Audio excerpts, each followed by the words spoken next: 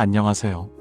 게임 역사상 가장 위대한 전략 시뮬레이션 게임 중 하나로 손꼽히는 스타크래프트. 오늘은 이 스타크래프트의 심장과도 같은 존재들, 즉 주인공들의 이야기에 대해 심층적으로 다루어 보고자 합니다. 특히 시간이 흐르면서 스타크래프트 세계관 속 주인공들의 설정이 어떻게 변화하고 발전해 왔는지, 그리고 그 배경에는 어떤 의도와 팬들의 반응이 있었는지 면밀히 살펴보겠습니다. 단순히 게임 속 인물을 넘어선 문화적 아이콘으로서의 가치와 그들이 형성해온 서사적 깊이까지 다각도로 분석하여 스타크래프트의 진정한 매력을 탐구하는 시간을 가질 것입니다. 스타크래프트 시리즈는 단순한 게임을 넘어선 하나의 거대한 서사시입니다. 테란, 저그, 프로토스라는 세 종족이 우주의 패권을 놓고 벌이는 처절하고 장엄한 전쟁의 대서사시는 수많은 플레이어들에게 잊을 수 없는 경험과 깊은 몰입감을 선사했습니다. 그리고 이 대서사시의 중심에는 각 종족을 대표하고 이끌어나가는 주인공들이 존재했습니다. 이들은 때로는 영웅적인 면모를, 때로는 비극적인 운명을 보여주며 이야기에 깊이와 감동을 더했죠. 그들의 선택과 희생은 스타크래프트 세계관의 중요한 이정표가 되었으며 게임을 플레이하는 이들로 하여금 감정적으로 연결되도록 만들었습니다. 가장 먼저 살펴볼 주인공은 바로 프로토스 진영의 핵심 인물들입니다. 오리지널 스타크래프트에서 프로토스 캠페인의 주인공은 바로 집행관이라는 익명의 캐릭터였습니다. 플레이어의 분신과도 같은 이 집행관은 아이어 행성에서 시작된 저그의 침공에 맞서 프로토스 함대를 이끌며 저그와 테란에 맞서 싸우는 주역이었습니다. 그는 고대 프로토스 문명의 영광을 수호하고 종족의 생존을 위해 헌신하는 강인한 지휘관으로서 플레이어들에게 깊은 인상을 남겼습니다. 당시 팬들에게 집행관은 자신들의 정체성을 투영할 수 있는 존재였으며 프로토스 종족의 영광과 비극을 함께 겪는 핵심 인물이었습니다. 그의 지휘 아래 프로토스는 여러 위기를 극복하며 강대한 문명의 저력을 보여주었습니다. 하지만 시간이 흐르면서 이 익명의 집행관에게 구체적인 이름과 서사가 부여되기 시작했습니다. 블리자드가 공식 설정으로 편입한 소설 퀸 오브 블레이즈에서 오리지널 프로토스 캠페인의 집행관 역할이 아르타니스라는 캐릭터로 변경된 것입니다. 이는 팬들 사이에서 상당한 논란과 함께 다양한 의견을 불러일으켰습니다. 기존의 익명성에 익숙했던 팬들은 갑작스러운 이름 부여에 당황하기도 했으며 아르타니스라는 특정 인물로 고정되는 것에 대한 아쉬움을 표하기도 했습니다. 원래 아르타니스는 오리지널 스타크래프트에서도 등장했던 캐릭터였으나 당시에는 테사다르의 부관으로서 상대적으로 젊고 경험이 부족한 지휘관으로 묘사되었습니다. 그의 등장은 테사다르의 지휘 아래 배우고 성장하는 신진 지휘관의 이미지가 강했죠. 그런데 오리지널 캠페인의 주인공인 집행관이 아르타니스로 대체되면서 팬들은 혼란을 겪었습니다. 기존의 집행관은 이미 많은 전투를 겪으며 숙련되고 노련한 지휘관의 이미지가 강했기 때문입니다. 수많은 어려운 결정을 내리고 프로토스의 운명을 짊어졌던 그 익명의 존재가 갑자기 젊은 아르타니스가 되었다는 사실은 일부 팬들에게는 받아들이기 어려운 설정 변경이었습니다. 이러한 설정 변경은 일부 팬들에게 뜬금없다는 반응을 얻기도 했으며 심지어는 기존 서사의 훼손으로까지 인식되기도 했습니다. 그렇다면 블리자드는 왜 이러한 설정 변경을 단행했을까요? 주요 분석에 따르면 이는 스타크래프트 2에서 아르타니스를 프로토스의 핵심 캐릭터로 내세우기 위한 전략적인 결정으로 해석됩니다. 스타크래프트 1의 사건 이후 프로토스 사회는 큰 변화를 겪게 됩니다. 테사다르, 알다리스, 피닉스, 라자갈 등 프로토스의 주요 인물들이 사망하거나 은둔하는 상황이 발생했습니다. 이로 인해 프로토스 사회에는 강력한 리더십의 공백이 생겨났고 이 공백을 메울 새로운 지도자가 절실히 필요했습니다. 이러한 공백 속에서 아르타니스는 프로토스를 대표하는 새로운 수장, 캐릭터로서의 잠재력을 가지고 있었던 것입니다. 그의 젊음과 이상주의적 성향, 그리고 칼라에 대한 깊은 신념은 프로토스 종족의 새로운 희망을 상징하기에 충분했습니다. 실제로 아르타니스는 종족 전쟁 초기부터 프로토스를 이끌었고 법무관으로서 중요한 활약을 펼쳤습니다. 그의 리더십과 헌신은 프로토스 종족의 미래를 이끌어갈 적임자로 평가받기에 충분했습니다. 블리자드는 아르타니스의 과거 서사를 강화함으로써 스타크래프트 2에서 그가 보여줄 카리스마와 리더십에 대한 설득력을 더하고자 했던 것으로 보입니다. 즉, 아르타니스의 캐릭터성을 더욱 견고하게 구축하고 그가 프로토스 역사의 중요한 전환점에서 핵심적인 역할을 수행할 수 있는 배경을 마련하기 위한 장치였다고 할 수 있습니다. 이러한 변화는 아르타니스를 단순한 부관에서 벗어나 프로토스 전체를 아우르는 지도자로 성장시키는데 필수적인 과정이었습니다. 이러한 변경은 비록 일부 팬들에게는 논란의 여지가 있었지만 결과적으로 아르타니스를 스타크래프트 2 3부작의 핵심 인물로 성공적으로 자리매김하게 하는데 기여했습니다. 공허의 유산 캠페인에서 아르타니스는 분열된 프로토스 사회를 하나로 통합하고 고향 아이어를 되찾으며 궁극적으로 우주의 근원적인 위협인 젤라가 아몬에 맞서 싸우는 위대한 영웅으로 그려집니다. 그의 존재감은 이전 시리즈에 비해 비약적으로 상승했으며 플레이어들은 그의 지휘 아래 프로토스의 영광을 재건하는 감동적인 서사를 경험할 수 있었습니다. 아르타니스의 서사적 발전은 스타크래프트 2 캠페인 전체의 중심축을 이루었습니다. 그는 단순한 군사 지휘관을 넘어 종족의 정신적 지주이자 희망의 상징이 되었습니다. 그의 리더십은 프로토스 사회의 갈등을 봉합하고 오랫동안 단절되었던 칼라와 암흑기사단의 재결합을 이끌어내는데 결정적인 역할을 했습니다. 이러한 과정 속에서 아르타니스는 이전의 젊고 다소 경험 부족했던 모습에서 벗어나 진정한 대사장이자 영웅으로 성장하는 모습을 보여주었습니다. 이는 블리자드가 의도했던 아르타니스 캐릭터 강화 전략이 성공적으로 작동했음을 의미합니다. 프로토스의 설정 변경과 더불어 다른 종족들의 스토리와 핵심 인물들의 설정에도 크고 작은 변화들이 있었습니다. 특히 저그 종족의 서사에도 주목할 만한 변화가 있었습니다. 저그는 스타크래프트 세계관에서 가장 독특하고 위협적인 존재 중 하나로 손꼽힙니다. 그들의 생체 역학과 끊임없는 진화는 플레이어들에게 깊은 인상을 남겼습니다. 스타크래프트 1에서 저그는 초월체라는 단일 의지에 의해 지배되는 모든 생명체를 동화시키려는 파괴적인 종족으로 묘사되었습니다. 이들은 마치 우주의 재앙과도 같은 존재였죠. 초월체는 저그 군단을 통제하고 지시를 내리는 절대적인 존재였으며 개별 저그 유닛들은 독립적인 의지 없이 초월체의 명령에 따라 움직이는 존재로 그려졌습니다.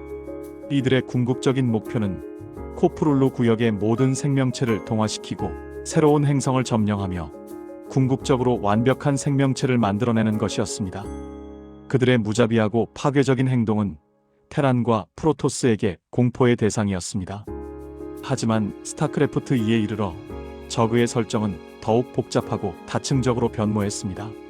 스타크래프트 2에서 저그는 진화를 거듭하며 자신들의 의지로 창조주인 젤라가 아몬을 공격하는 존재로 그려집니다. 이들의 기원이 젤라가에 의해 만들어진 존재라는 사실이 밝혀지고 아몬의 오염된 영향을 벗어나 진정한 자유의지를 획득하려는 서사가 추가되었습니다. 이는 단순히 파괴만을 일삼는 괴물 종족에서 벗어나 생존을 위해 투쟁하고 심지어는 자신들의 의지를 표출하는 복합적인 존재로 변화했음을 의미합니다. 칼날, 여왕사라, 캐리건의 존재는 이러한 저그의 변화를 가장 극적으로 보여주는 상징적인 인물입니다. 그녀는 초월체의 지배에서 벗어나 저그 군단의 새로운 지배자가 되었고 아몬의 위협에 맞서 싸우는 중요한 역할을 수행했습니다. 물론 이러한 변화에도 불구하고 테란의 입장에서 저그의 파괴적인 성향은 여전히 위협적인 적임에는 변함이 없습니다. 저그의 본능적인 확장 욕구와 끊임없는 진화는 다른 종족들에게 항상 경계의 대상이 됩니다. 다만 그들의 행동 배경에 단순한 파괴 본능을 넘어선 다른 이유들과 고통받는 역사가 제시되면서 저그 종족에 대한 이해의 폭이 넓어졌다고 볼 수 있습니다. 플레이어들은 저그를 단순히 적대적인 존재로만 바라보는 것이 아니라 그들의 기원과 존재 이유에 대해 숙고하게 되었습니다. 이러한 서사적 깊이 추가는 스타크래프트 세계관을 더욱 풍성하게 만들었으며 단순한 선악 구도를 넘어선 복잡한 윤리적 질문들을 던지게 했습니다. 테사다르의 설정 변경 또한 빼놓을 수 없는 중요한 부분입니다. 스타크래프트 에피소드 3 프로토스 캠페인의 마지막은 모든 플레이어들에게 깊은 인상을 남겼습니다. 초월체를 쓰러뜨리기 위해 테사다르가 희생하는 장면은 많은 이들의 기억 속에 명장면으로 남아 있습니다.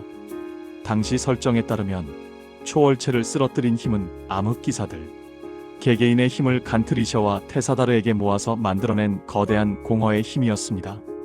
즉, 테사다르 혼자만의 힘이 아니라 프로토스 종족 전체의 염원과 암흑기사단의 힘이 결집된 결과였죠. 이는 프로토스의 두 분파가 단합하여 위대한 대의를 이룬 상징적인 순간으로 해석되었습니다. 그러나 2007년에 출판된 소설 퀸 오브 블레이즈에서 이 설정은 다시 한번 변화를 겪게 됩니다. 이 소설에서는 테사다르가 단독으로 황혼의 힘을 간트리셔에 실어 초월체를 쓰러뜨렸다고 묘사되었습니다. 또한 테사다르가 공허의 힘을 배운 묘사 또한 이 소설에서 추가되었습니다. 이는 테사다르의 영웅적 면모를 더욱 부각시키는 동시에 그의 희생에 대한 개인적인 서사를 강화하는 역할을 했습니다. 테사다르가 칼라의 의무를 거부하고 암흑기사단의 힘을 받아들여 황혼의 힘을 완성했다는 설정은 그의 캐릭터에 더욱 비극적이고 낭만적인 요소를 더했습니다. 하지만 이 또한 일부 팬들에게는 기존 설정과의 괴리로 인해 논란의 대상이 되기도 했습니다. 기존 설정에서는 프로토스 공동체의 단합을 강조했으나 새로운 설정은 테사다르 개인의 위대함을 더욱 강조했기 때문입니다. 이처럼 스타크래프트 시리즈는 오랜 시간 동안 수많은 팬들의 사랑을 받으면서도 스토리와 캐릭터 설정에 있어서 지속적인 변화와 발전을 거듭해왔습니다. 이러한 설정 변경의 배경에는 게임의 재미와 서사적 깊이를 더하려는 개발진의 노력이 있었을 것입니다. 스타크래프트 2가 스타크래프트 1의 후속작으로서 브루드 워 사건 이후 4년 후부터 시작된다는 점을 고려할 때 변화는 불가피한 부분이었습니다. 새로운 이야기를 전개하고 기존 캐릭터들에게 새로운 역할을 부여하며 세계관을 확장하기 위해서는 기존 설정의 일부 수정이 필요했기 때문입니다. 이러한 변화는 게임의 서사적 연속성을 유지하면서도 새로운 이야기의 가능성을 열어주는 중요한 시도였습니다. 물론 이러한 설정 변경들은 항상 모든 팬들의 환영을 받은 것은 아닙니다. 기존 설정에 익숙하고 깊은 애정을 가지고 있던 팬들 사이에서는 세계관의 일관성에 대한 비판이나 아쉬움이 제기되기도 했습니다. 일부 팬들은 데스콘이라는 용어를 사용하며 블리자드의 설정 변경에 대한 불만을 표출하기도 했습니다. 그러나 이러한 논란들조차도 스타크래프트라는 세계관에 대한 팬들의 뜨거운 관심과 애정을 증명하는 것이라고 볼 수 있습니다. 팬들의 활발한 토론과 비판은 오히려 스타크래프트 세계관이 살아 숨쉬고 있음을 보여주는 증거이기도 합니다.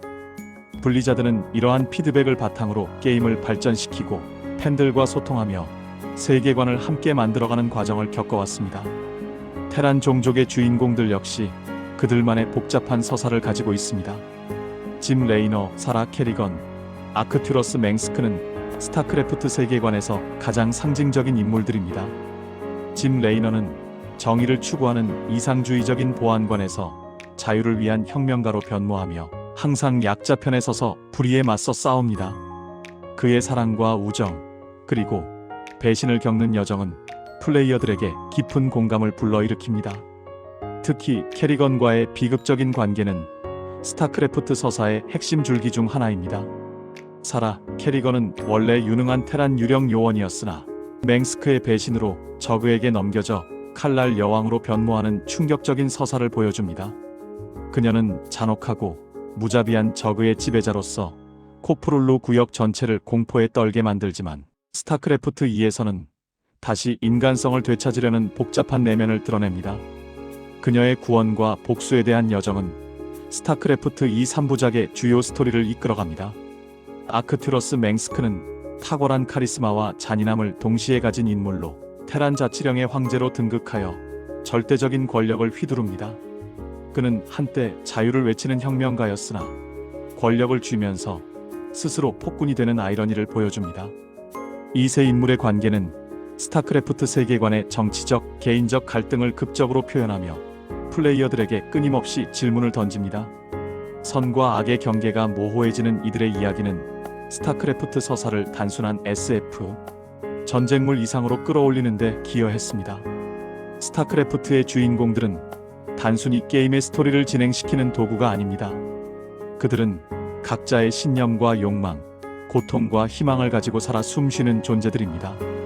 이들의 이야기는 스타크래프트 세계관의 깊이와 의미를 더하고 플레이어들에게 감동과 여운을 선사합니다. 시간이 흐르면서 이들의 설정이 변화하고 발전하는 과정은 게임 개발진이 세계관을 얼마나 진지하게 고민하고 확장하려 노력했는지를 보여주는 증거입니다.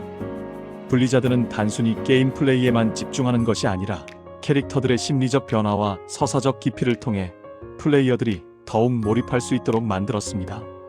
이러한 설정 변경은 게임의 장기적인 성공에도 큰 영향을 미쳤습니다. 캐릭터들이 고정된 틀에 갇히지 않고 성장하고 변화하면서 새로운 이야기의 가능성이 끊임없이 열렸기 때문입니다. 예를 들어 아르타니스가 젊은 부관에서 대사장이 되는 과정, 캐리건이 칼날 여왕에서 인간성을 되찾는 과정은 팬들에게 예측 불가능하면서도 흥미로운 전개를 제공했습니다. 이러한 유연한 설정 관리는 스타크래프트가 수십 년간 사랑받는 프랜차이즈로 남을 수 있었던 비결 중 하나입니다. 결론적으로 스타크래프트 주인공들의 이야기는 단순한 캐릭터의 서사를 넘어 블리자드가 추구하는 게임의 방향성과 팬들의 반응이 복합적으로 얽혀 만들어진 결과물입니다. 아르타니스가 익명의 집행관에서 프로토스의 새로운 수장으로 거듭나고 저그가 더욱 복잡한 존재로 진화하며 테사다르의 희생에 대한 서사가 재조명되는 과정은 스타크래프트라는 거대한 세계관이 어떻게 생명력을 가지고 성장해 왔는지를 보여주는 좋은 예시라고 할 수 있습니다. 이 과정에서 발생한 논란들조차도 스타크래프트 세계관에 대한 팬들의 깊은 애정과 관심을 반영하는 것이며 결과적으로는 세계관을 더욱 풍부하게 만드는 촉매제가 되었습니다. 이러한 주인공들의 서사적 진화는 스타크래프트가 단순한 전략 시뮬레이션 게임을 넘어 강력한 스토리텔링을 가진 문화적 아이콘으로 자리매김할 수 있었던 핵심적인 이유입니다. 앞으로도 스타크래프트 세계관 속 주인공들의 이야기가 어떻게 더 발전해 나갈지, 그리고 그들이 어떤 새로운 모습으로 팬들 앞에 나타날지 기대해 봅니다. 시청해 주셔서 감사합니다.